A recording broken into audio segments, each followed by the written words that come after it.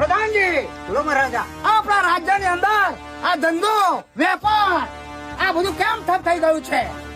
અરે મહારાજા, એની તો મને જાણ નથી. કદાચ આપણા વિદેશ મંત્રીને જાણ હોય તો હાલ ને હાલ એમને પણ અહીં હાજર કરો.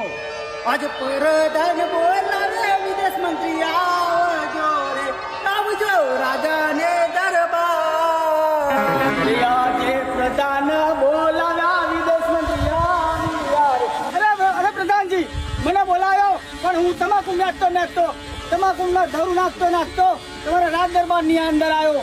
બોલો મારું શું કામ પડ્યું છે? અરે વિદેશ મંત્રી, તમને બોલાવવાનું એ જ કારણ છે કે આ વ્યાપાર અને ધંધો કેમ ઠપ થઈ ગયો છે એની તમને જાણ ખરી? અરે પ્રધાનજી, આજની યુવા પેઢી દારૂના રવાણે ચડી ગઈ છે, જુગારના રવાણે ચડી ગઈ છે.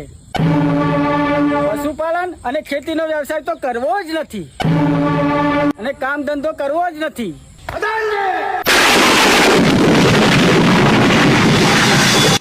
તો આ યુવા પેઢીને એમના હાલ ઉપર છોડી દો તો હાળા ભીખ માંગતા.